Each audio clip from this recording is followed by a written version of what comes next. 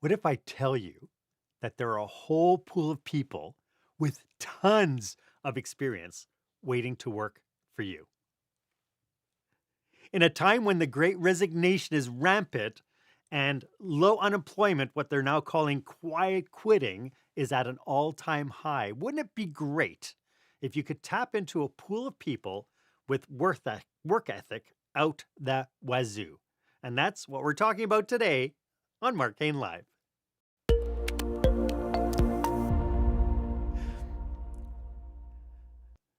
Welcome to today's show. I am so glad that you're taking the biggest commodity you have, which is your time, and sharing it with us. We hope I can deliver on that value for you. This is where small business owners and entrepreneurs pick up core skill sets to help them create the jaw-dropping, show-stopping experience that their customers and their employees deserve. I am your host, service expert and master of experiences, Marc Haine, and it is great to have you here. My guest for this episode is the amazing and the extremely funny David Gouthro. And today we will be talking about how you can leverage the power of experience within your business. So stay with us and we will uncover common myths about recruiting septuagenarians. Now, I challenge you that, please write down how many times I mispronounce that word. We are going to be talking about the myths about recruiting septuagenarians, and we will give you some steps that you can take to tap into the wealth and knowledge that they bring. I should maybe just call them septus. That's it. We'll just call them septus. My one ask is that if you know someone who could use this information, please share the link to this episode.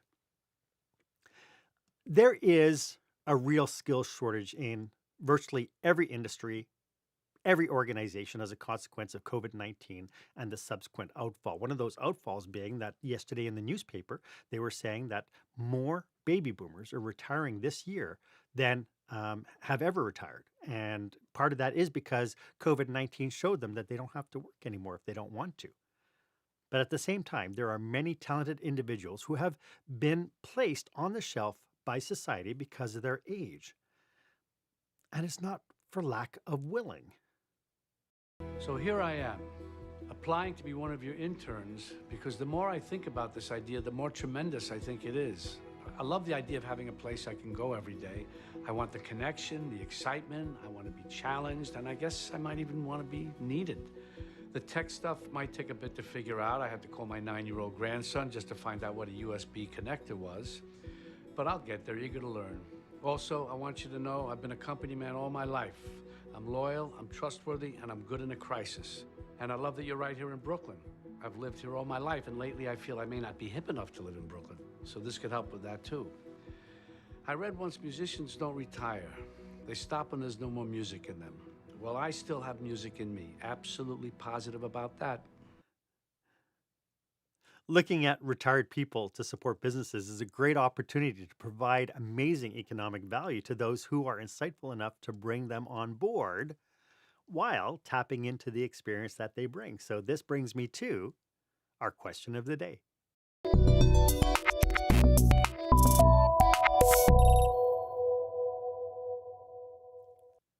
So, what keeps you from hiring people in their 70s? I'd love for you to be part of this conversation. Why don't you go ahead, share this episode on your favorite social media platform, hashtag it Experience Leadership, and let's have the discussion because there's some myths out there, there's some biases out there, and there's some really cool stories about hiring seniors or hiring retirees. I am really excited to be joined today by David Gouthro. David is a sought-after consultant who is best known for his creative presentations, playful demeanor, and relentless focus on delivering value to his clients, colleagues, and of course, his community. David's experience comes from working with a plethora of organizations on all four continents. He's been in high-tech, biotech, government, and not-for-profit sectors. David, it is so great to have you on the show. Welcome. So good to be here, Mark. And I want that video. That's incredible. I love it. I just, as we were talking to set up the show and stuff, it just kept popping in my head, the movie The Intern about, and how out of place seniors can feel when if they do have the chance. But before we get into that, maybe you can start off by telling us a little bit about the focus of your current business. Well, I would say that 80% of my work is doing strategic planning of one sort or another. So across a broad range of industries, clients, different levels, things like that. And you said, you said for contents, and then corrected to say four continents. And I was thinking, yeah, there probably are four contents that I work over, right? But being more playful at work, being more creative, planning intentionally, things like that. But it's usually working with groups, and it could be groups of 5 or 6, or it could be multiple hundreds, in person or online. So basically helping people have higher quality conversations so that hopefully they'll be more engaged, more likely to follow through in what they come up with. Wonderful. And so, to your point now, I mean, this is a topic that we've never talked about on the show. This idea of hiring people who are actively retired, who kind of like that little video showed, have people who still have the music in them. Why is this such a passion point for you? Besides the fact that I'm 70 and I'm taking it very personally, I never actually thought of my age until just this year. It's like 70, that sounds kind of old. Certainly my 22-year-old daughter tells me that on a regular basis. But it occurred to me, I've been talking to friends, colleagues, clients that want to keep working and are really frustrated that they're as you said earlier, put on the shelf by society because of their age, not because of their competence. It's kind of, there's this label. I guess another little piece is my wife, who's of an undetermined, I know exactly how old she is, but I can't say this. But she is a project manager for 30 years, doing amazing work, huge long resume, fabulous, testimonials and things like that. And headhunters were approaching her, but she wasn't getting the jobs. And, so she started shortening her resume, so it didn't look like she'd been doing it for 30 years, and still she didn't get hired. So she finally got frustrated and went into something totally different, which she's loving, which is early childhood education. But it's that whole thing that, ageism.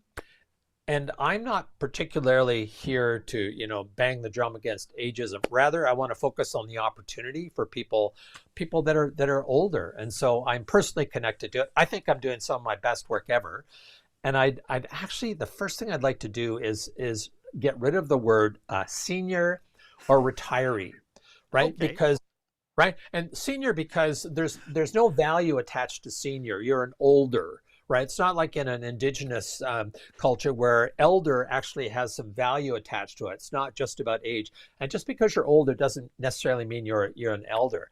But I think as soon as we use the word senior, it creates an image. Or retiree, old person, nothing else to do. And in many cases, they're not actually retiring from life and work. They're stopping doing what they were doing to do something else. So I'm blathering on. So that's my opening comment. It's so cool. My mother pointed out she was reading an Agatha Christie novel. Or one of the novels it's written around those same times, and they were saying that the elderly gentleman of 58 hobbled down the street, and it's like, what, 58? That's so young. It's like, uh, but I think a lot of people, I think one of the myths that are out there is that this idea of why should I hire people who are retired, because they've worked every day of their whole life. They've had a successful long career. Shouldn't they just stay happily retired? Isn't that what they want? Comments about that? I find that they absolutely don't. I was, talking to a friend of mine who's an Anglican priest in Ontario, and based on the way I knew her from university, I'm surprised she got accepted for that role. But she wants to keep doing what she loves, like going on the missions to Africa and things like that. But well, you probably don't want to do this, or your health might be there, and yeah, it's really frustrating. And I think there's a need to detach the label of senior or retiree from competence, because to me it's about competence. You can be competent at 70 or 80 or 90, and I've got examples of that, and you could be incompetent at 40 or 50. So I think, to hire someone should be based on their competence, and not let these other things that are optics, whatever, shade your ability to look at them to see what they're actually capable of doing and how they can benefit your organization in a way that younger people cannot. Right. And, when you think about that level of incompetence, I mean, we are talking about that. There are lifetimes of experience that we could be tapping into. People have been there, done that. They bought the t-shirt. Mhm. And why not tap into it? But, to your point, I think that there's a lot of misinformation or myths about hiring the people who have retired, the people with the experience. Do you think that there's any huge myths that should be busted? Well, I think any of them around age should be busted, right? Okay. So, because there's biases around that, like if you're older, therefore, and some biases perceptions may be accurate but irrelevant. And I'll give you an example. I was talking to a friend of mine who's 65. She teaches at a local community college. She's concerned that she may not have much time left there for a couple of reasons. First of all, she sees that other people are being let go, and they tend to be women, and they tend to be older. Not cool. And then she went on to say, I just can't learn software as quickly as these kids can. So I said, well, okay, let's stop for a minute. What can you do that they can't do, and focus on that? So, you've got life experience, you've got broader context. You know that you don't have to respond to everything like that because not everything's a crisis. You've got that. You've got wisdom, you've got intuition, you've got better questions. A lot of things that you can't just teach someone younger, they have to go through that experience. So for people to start thinking about what they have to offer, regardless of their age, I think is really important. So that's for the person that's looking for the work, but also for people that want to hire folks and say, what is it that they have that I don't have, that my younger people don't have, that will actually have some economic benefit? So I also want to say, I'm not opposed to people retiring and doing nothing or traveling. If that's what they want to do, great. Yeah. However, if there's people that want to keep working and have a lot to offer, then they shouldn't be expected to have to do it for free because they're older, or because they don't need it, or because they have nothing better to do. I just think that's wrong. Yeah. Self-serving, yes, of course it is. Oh, it's only self-serving if somebody looks at you and you say, well, you're retired. Can't you just work for free? Then you say, well, no, let's talk about a paycheck. Yeah, well, I'd talk about value. Like, what's the value it brings? Yeah, yeah. Uh, we've talked in past episodes about the fact that we can now have 5 distinct and different generations working with us. A lot of people would look at the fact that, oh, we've had older people working for us. We had Bob, who was with us for 25 years, and he was such a pain because he didn't want to change. But we're not talking about that. We're talking about actually inviting new people into our business, not people who might have been stagnant or complacent over times. Is this idea of mixed generations, is this an opportunity, or is this just another way of forcing conflict into the workplace? Well, I mean, I think it's an opportunity because they all have something to bring. I think part of the problem with all that is people start to get formulaic about this is what Gen X's are looking for, this is what Gen Y, this is boomers, and put them in a box, and that's the lens that you look at them through. So, I think that does create a problem. If you look at the person, the competence, and what they bring, it's tougher to do because you're not responding to a category, you're responding to an individual. I think you're much more effective in being able to do that. So, bring on the generations. Like I've said to some of my friends, I've been staying connected with some of my university pals through COVID, every 2 or 3 weeks for the last couple of years. And totally forget what I was going to say. This is one of the problems with age, Mark, and have so many things going on. Now, what was I going to say? What was the last thing I said before I started talking? Do you recall? And this is where patience might come in. Yes. Right. Yes. This is where patience might come in. And it's the way that we have to adapt. But yeah, it's you sent me on a tizzy now too. And I'm only 61. I'm still a child compared to you. What I'd like. I know what I was going to say about last man standing. So, the group that I've worked a lot in the credit union system, the ones I've had the most joy in working with are their category young leader, which means under 40. But the nice thing about the generations is that I know that I don't have to spend as much time assuaging, taking care of their ego. That, they are keen to learn from each other as opposed to prove how much they know, which often happens when you get senior executives. So I want to work with those folks and share not what I know, but the way that I think about things. What I know isn't necessarily transferable. It's not going to make them more successful. but if they can think about things differently, if they can look at a broader context, those are transferable. And I think really, really, really productive and really healthy. So I don't find the generations, for me, a problem. Whenever you come at anything from a position of curiosity, you're going to win. So whether it's, listening to my wife talk about the kids she's working with that are 3 and 4 and have some opinions on that, and a 22-year-old daughter, so I have opinions about those kinds of things. But I've learned to keep my opinions to myself. And when I ask questions, to ask questions based truly in curiosity, rather than trying to test something that I think I know by asking a leading question. Ah, yes. Yes. How am I But doing? you also brought in this really great point that no matter which generation it is all about competence and capability. And all too often, I think, as organizations, we drive that through this misguided approach that we need to have people tied to a job description. And Yes. because of that, we're judging based on some checklist of, oh, well, you can use computers, check. You can adapt to new software, check, as opposed to what can you do that supersedes your job description that is of value. Well, and Jim Collins in one of his books talked about getting the right people on the bus, right? As opposed to getting the right person in the right seat, get them on the bus, right? And then see if there's opportunity. I mean, you want to check to make sure someone's malleable and can be open-minded and things like that. And I'll give you an example where a fellow who is my tutor in residence, the University of Waterloo, he and a number of his colleagues fought a human rights battle that they won, overturning mandatory retirement for professors at age 70. Because he got great results from his students. He wanted to keep teaching, as did others. The problem is that when you have things like tenure, you can be incompetent at 50, and it's really hard to get rid of someone. So, it doesn't necessarily mean because you're 70 you're competent, or because you're 50 you're competent, or that you're incompetent at any age. It really is about saying, what does this person have to bring that's of value to me, and how do I get them? And how do I get them coming to me instead of someone else? Yeah. And it's not just a condition of, oh, let's hire this person and let's have them standing at the door to greet everybody. People have more value than that. Yeah. Yeah. It's not to fill a requirement for showing that you don't have ageism. That's, I think, a bad reason for doing it. Yeah. I'd love to get into some things we need to consider when we recruit older workers, and we'll get to that right after this. When the spotlight shines on your business, are customers applauding or yawning? In other words, how is your business performing?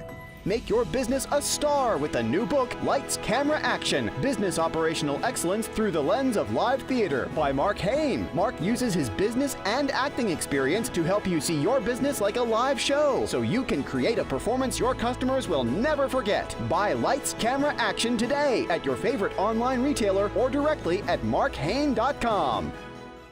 40 years at the phone book company, that is amazing, seriously. Okay, Benjamin. Now, I'm gonna ask you one of our more telling questions for all of our interns, so I want you to, this is the one to really think about, okay? And take your time. Where do you see yourself in 10 years? When I'm 80. Yeah, sure, yeah, whatever. Wait, did not realize you were 70. That question just doesn't work for you, does it? Should we just scratch that one and just move on? It's your call, Justin. Okay, that one's gone. You look great, by the way, so great. And you're clearly more than qualified for this job. You're actually way overqualified, and we were so impressed. You had great interviews, great video. You nailed it, Ben, congrats. You're an intern. Welcome back. I'm speaking with David Gouthro, and we are having a great conversation about hiring people who are older workers. And I just love that clip because this is specifically the thing we were talking about check boxes. About here's something that we have to make sure, and we'll check the box without even thinking about who it is we're talking about. When we think about, you mentioned experience as one of the things that older employees can bring. What can older employees bring? What can they offer that really clever employees, a fraction of their age can't easily duplicate? I made a list here, Mark, in anticipation of this question. So there's a bunch of different things. First of all, patience, I think, is huge. I think, the ability to ask questions. I think as you get experience, I am less concerned. I won't say that it doesn't matter to me what people think of me, but it really doesn't. So I'm quite willing to ask the dumb questions and to ask further. I think a lot of younger people don't want to ask a question because they're afraid of looking stupid. I think you look stupid if you don't ask a question that you need the answer to. So I think the willingness to not have their ego front and center, I think, is something that's huge. I think their ability to build relationships that aren't competitive, and maybe this is more a guy thing, but I find that a lot of men, when they're having a conversation with someone else, as well as being engaged in the conversation, they feel sometimes that they have to prove themselves that they're as good as, that they're as smart as, and that doesn't work particularly well. And I think it doesn't work when a younger person is interviewing an older person, and the younger person somehow feels that they have to prove that they have just as much to offer instead of truly being curious about the older person. So I think the ability to have insights, it's kind of like, the more experience you have, it's like there's this pool of experiences. And what we do is we stick our hand in this pool of experiences and bring it up. All these random connections come together. We can call that output insight or an idea or something like that. And if you only have 5 things in the pool, there's not a lot of things to jam together. If you have 40 or 50 years of work experience, you have a lot of things unconsciously that are in there, that a problem comes up and you just kind of like start thinking about it and stick your hand through this pool of experiences, and up comes something that no one else could possibly duplicate. I mean, not just a younger person, but any other person. So I think that wealth of experience is really helpful. I think experience in other industries. So having experience that translates from one industry to another could be with respect to building relationships, communication, managing, creativity, things like that, that is really, really valuable. And the more industries you've worked in, probably the more of that you're going to be bringing to the organization. So, having a sense of this too will come to pass. There's, I think, and I'm sure you've seen these at your tender age of 61, Mark, where there's the different management theory that comes up, and all of a sudden it's really hot for about 2 years, and then, whatever happened to that? And so there's some organizations that have this knee-jerk response. We have to bring this in. And someone's been around for a while can say, okay, yes, and how long should we wait to see if it's going to work? What are some others that might do the same sort of thing? Are we doing this because it's a trend or because we really think it's going to help our business? So asking those tougher questions. And I guess another one is sometimes phrased as truth to power. So I don't care if I'm talking to a person on the line or a mid-manager or the CEO, because they get status based on who they are and how they are, not on what their position is. 20 or 30 years ago, I would have gone, CEO, why is the CEO listening to me? Why is this person, working in financial services, this person's probably making 5 times more than I am. Oh, I'm not worthy, and all that kind of stuff. Now, I don't care about that. I have some ideas to offer. Someone wants them, great. And just because you're the CEO or the mayor, this, that, and the other thing, that tells me a little bit about your job, but not about you. And I'm more interested in you and how we can work together to help you be more successful. Yeah, you've just hit something on the nail on the head. That's I think so ingrained into what we do. And I think what's interesting about this is we heard about the millennials and Gen Zs now coming into an work environment where this is no longer a condition. It's no longer that the CEO says something, and as baby boomers, we had to, when the CEO said something, they told you to jump. You didn't ask why. You asked how high. But now the younger people coming in are holding leaders accountable to the decisions and the requests that they're making, to say, okay, but why do you want me to do this? What's my purpose to do this? And I think having older people also turning around and being able to use that level of patience and that inquisitiveness to be able to question that moving forward, I think is great. And the one thing, if anybody those movie clips that I showed from the Intern, if you haven't watched that movie, if you're interested in taking a look at that cultural dynamic, go ahead. It's a funny movie, but my goodness, there's something quite real about how they portray the perceptions of older people within a working community, and how they can really turn around a lot of times and just kind of marginalize older people because they think, okay, we're just going to blow past them at some point. Well, it's a great movie. I've got it running in a separate screen on my monitor right now. So if I seem because Multitasking, my middle name is multitasking. So another thing that occurred to me when you said that, Mark, and that when I was growing up, there was sort of the phrase, you should respect your elders, right? Yes. And all it meant in that case was respect your olders. And now kids are saying, why? Right? So it's not about the fact that you're older is nothing to me, right? It's, maybe it'd be nice if they were more polite, but people get annoyed when kids or younger people ask questions. Well, they're trying to figure things out. Why wouldn't you want them to have that answer to be successful? So it's, age, so it kind of works both ways. Age doesn't mean that you don't have anything left to value, and age also doesn't mean you automatically have something of value just because of your age. So it's kind of a double-edged sword. But personally, I'd rather, again, we were talking previously about focus on competence and what value you bring to that person and the relationship that's so important, and how when you're interviewing someone, you ask questions about that. Like, don't ask them, so tell me a little bit about your work experience over the last 50 years. Give me a break. Like, what is it that you have that you've learned over those years that you think is going to help our organization? And if the person can't answer that, then they're probably not a good candidate. But it's not how long you've worked, it's how well, like I've heard people say that as managers, some managers have 20 years experience in 20 years. Other managers have 1 year experience 20 times because they don't learn from it.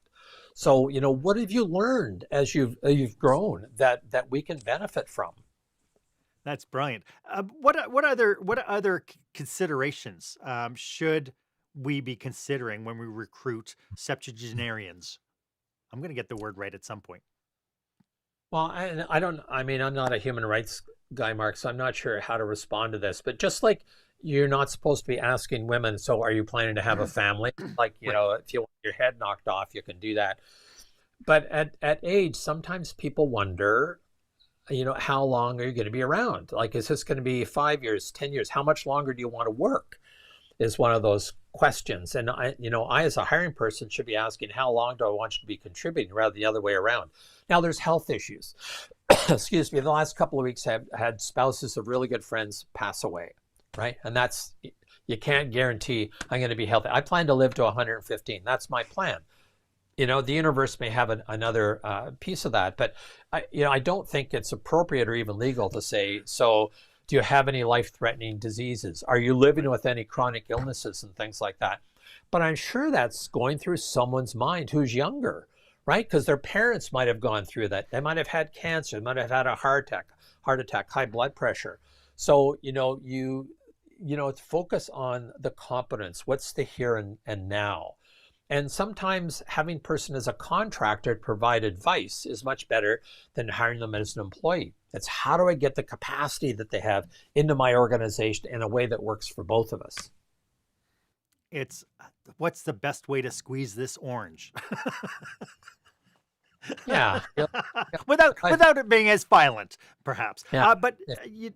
To your point, as you were talking about that, I was thinking about this idea of people coming on board.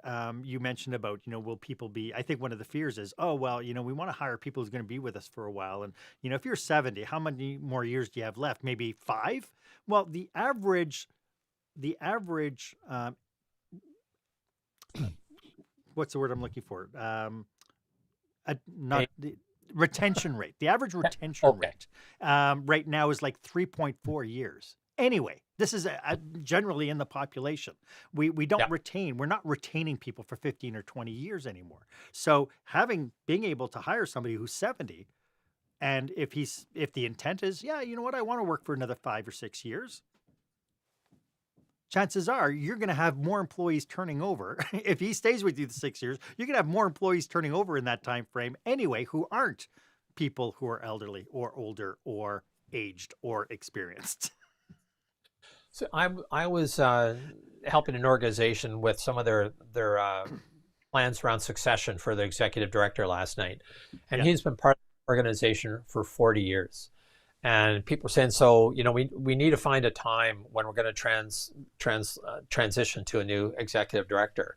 How long do you want to be working? And the conversation was, that's actually not a useful question. Because most people that want to work say, as long as I can remain relevant, provide value, and enjoy what I'm doing. So I find that older people, if they're not enjoying it, they're not going to do it. Just, I could just hit myself over the head. I don't need to go work for a place I'm going to get beat up on. But I think those factors become important. So it's how well do you want to work, as opposed to how many more years? Because who knows? Who knows? At this age or at any stage, for that matter. Well, and I think that question is valid for any of the 5 generations. As long as people feel like they're a contributing aspect to the business and that they're valued, they'll stay as long as that is the case. It's when people don't feel valued or don't feel like they're contributing, that's when they're looking in the phone book, the Google, not phone book anymore. Damn it. So one of the things that I want to do, Mark, and I may get your help on this because you're brilliant at this podcasting, is do a podcast. And the project I'm working on, I'm calling 70 over 70. So 70 people that are over 70 that are still working, still have lots to contribute, whatever they're doing. My daughter says, why don't you just do 60 over 60? Then you don't need to find as many people. I said, it's really not the point. That doesn't serve me quite as well. But I'll give you some examples of people that I look at and I look up to. So one is he's 88. And when I was talking to him, his plan is to hold on his 90th birthday. He did something similar on his 80th birthday, but on his 90th birthday, he wants to arrange for a celebration of what he calls global Renaissance leadership. He's planning 2 years ahead what he's going to do at 90. Huge event. Another guy I was talking to when I first met him, he is the CFO of an oil company. He retired. Went to be the CFO of a mining company. Retired. Went to start up his own organization, testing out the proof of concept for tidal power. He's 80 years old, still going strong. Someone that I work with regularly has developed a thinking system model, 75 years old, selling it all over North America, doing amazing work. Whether he's selling his product or not, he's got so much wisdom and so much that he can offer. Like the pool, there's I'm just going to stray a little bit here. So there's all kinds of people in society that contribute to the economy but don't get counted in the GDP. So things like stay-at-home parents, nannies, right, that don't get measured, but they enable other things to happen. And I think there's this pool of untapped wisdom and economic capacity of people that are older that still have a lot to contribute. And it's I think if we were to tap into that society, like if there was an employment agency that only worked with people that are 70 and over, and I've seen a couple of sites that say they do that, but it's not really clear that they do it. The only criteria that's not 70 or over, 70 and competent, and over, like that would be huge to tap into. I was working with one regulator where they brought back in someone who'd retired from a high-tech company to actually look after governance and things like that. He's quite a bit older than I am, but he's got lots to offer. So I just, I feel the potential that's better for our country if people were to look at this resource not as something that has to be tolerated or has to be put up with or has to tick a box. And it's the economic waste that really concerns me. Ageism, yes, there's lots of people looking into that. How do we stop that? What's the lost opportunity that these people have? Yes, yes. Does it sound like I care about this, Mark? It does, and I'm so glad you do, because I think it's brilliant. It comes across in spades. You're talking about this project you'd like to work on and stuff. How can people get in touch with you? If they think that your podcast idea is great and they have somebody that they want to refer to, or that they're in an organization and they want to be able to tap into some of your knowledge to figure out how they can make this happen. Best is through my website which is www.davidgouthro.com, Gouthro. I'm sure you'll have it on your site, or to email me. That seems to still work these days. If you want to send me an Instagram note or Slack or whatever else, go for it. But email and my website are the best ways. I realize they're traditional. You don't have a fax number? Yeah, I do. It's not the company. I think I erased it on all my business cards. Oh yes, I use business cards as well, or LinkedIn. We have, at the very beginning, I talked a little bit about some myths, but biases of older employees. Where do some of this come from? How can we set them aside so that we can create a more positive relationship with our older employees? That I think it's really tough to do because a lot of biases are hard fought for, and I think in some cases it's because the people had the experience of their parents. It used to be like when my dad was working, you retired at a certain age, and then maybe a consulted a bit, but that was it. So there's a lot of models of people that say, when you're a certain age, this is what you do, retire. So, part of it is to first of all get people to think about, perhaps I have some biases. Where do those biases come from? And what do I need to do to not let them get in the way of me being effective and helping our organization be effective? So there's so many biases, but I think having the conversations about it is the first part. Sometimes interviewing the interviewers to find out what their biases are is really important. Like when I was a young lad, they actually, at the time, I don't remember them having courses in human resources. Like you couldn't get a degree in human resources. Now there's all kinds of those. So you have young people who've gone through, school and have been trained in different aspects of human resources, but they're also a lot younger than people that used to do the hiring. And these are quite often the ones, especially in high tech, that you have to deal with. So I'm not sure. So this is a little bit bold, but I think if you are older, a septuagenarian plus, and are being interviewed, hopefully it's because you want the job, not because you need it. So I think asking the interviewers is a really good question.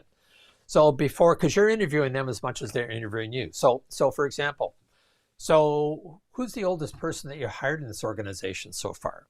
What are your thoughts about older people in general? And just, rather than having them unconsciously make it an issue, bring it up. Say, because I'm here, because I think I have something to offer, and it's helpful to know what your views are. I don't want to waste your time, and I don't want to waste my time. So I think asking more questions of the interviewer because you don't need the work, it's because you want the work. And I think that puts you in a position of power and influence.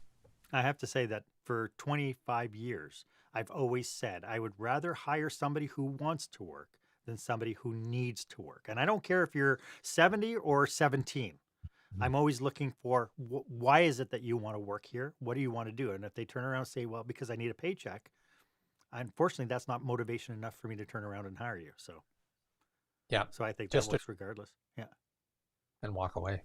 I'd love to get into some considerations about actually working with the older generations, and we'll get to that right after this. When you're delivering an important speech to a huge audience, it's easy to lose your place or go way over time. Give yourself an advantage with the Pro Speaker Presentation Speech Timer app. No more checking your watch or calling for time. The Pro Speaker Presentation Speech Timer app keeps you on track with easy-to-see timers, even changing color for visual prompts during your speech. And you can set audio cues to practice, or set it to vibrate so you don't even have to look. Be the pro you know you are. Download the app at speakerpresentationtimer.com. As you can tell, David and I are passionate about helping entrepreneurs and business managers just like you. If you belong to an industry association or an organization that is planning a leadership retreat or a conference and you feel that we could be of service, feel free to drop us a line or even a connection request. Our connection notifications and our details are all in the show notes, so feel free to reach out. If you are just tuning in, I am speaking with the incredible David Gouthro. We've been having nothing but a bunch of giggles, as we typically do when David and I get together. David, just for funsies, hiring retirees is like squeezing stress balls because... Well, I can't answer that question, Mark, because I said we have to stop using the term retiree or senior. So you could ask that question a little bit differently. I'll do my best to respond. Okay, then. Hiring older people is like comforting squeezy balls because there's some resistance, but not too much. There's some pressure. There's some give and take. There's some resilience. Things bounce back. I think that there's many different uses for that ball. I mean, it can be used just for reducing stress. So having someone as an advisor can reduce your stress to help you guide you through some tough times. If you need to release energy, you can throw something, and that's like throwing that person at a problem that you think they can solve. I could go on. How much time do I have? Didn't I say he was brilliant? Didn't I? We talked about compensation, right? we want to make absolutely sure that they are fairly compensated. What are some of the other cautionaries we should have and considerations we should have when hiring and working with the older generations? Well, and uh, again, it's tough to answer that because there's a lot of variability within the older generation. So there's Right. some people that are quite happy, they get up at 5 in the morning and they're quite happy to work till midnight because that's what they've always done.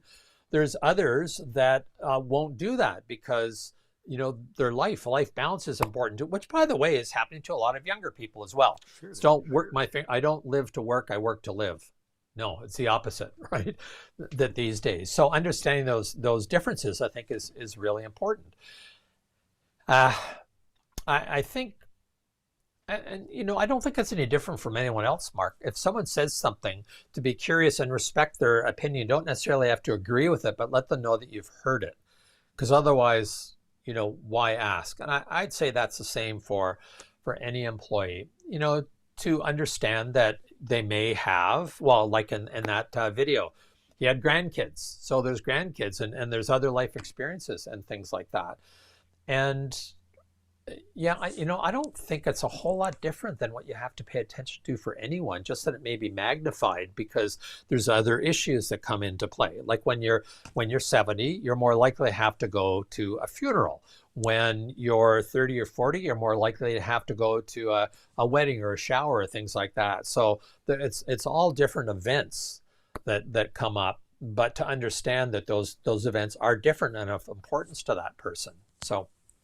And Yeah, I don't.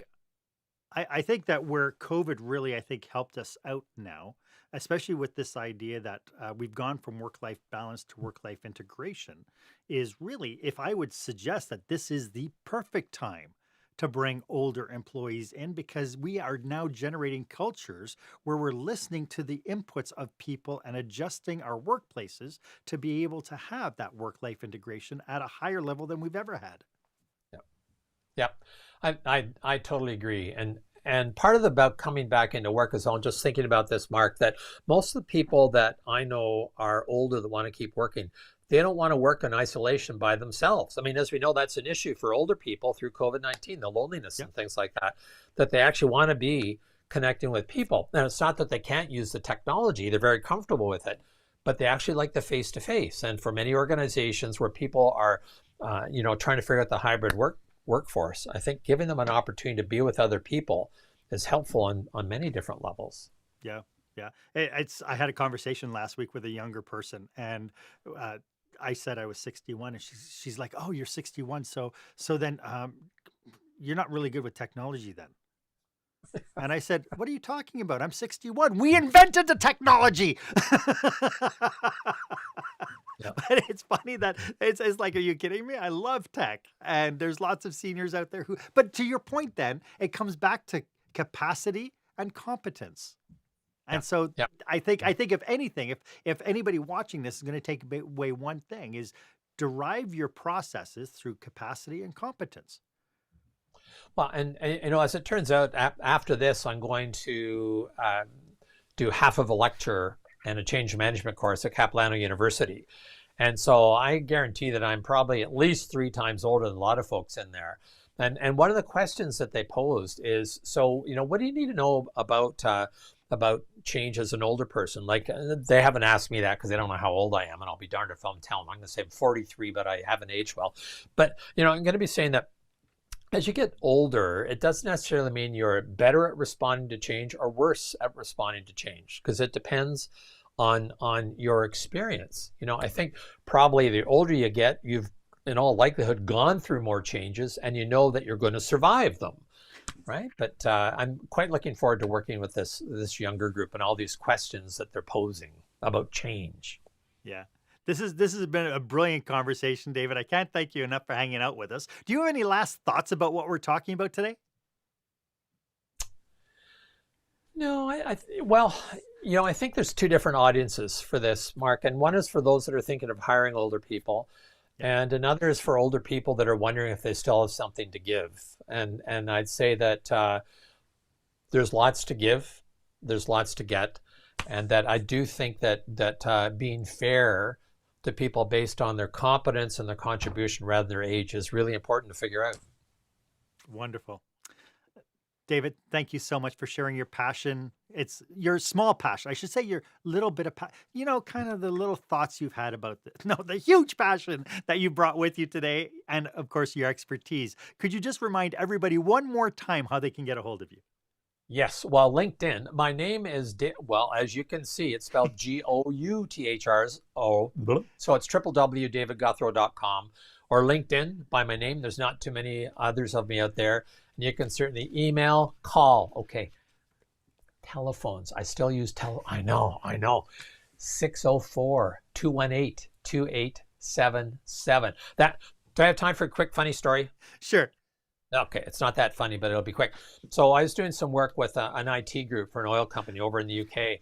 And one of the things we were doing is having everyone talk about when something's important, what communication method to use to escalate it.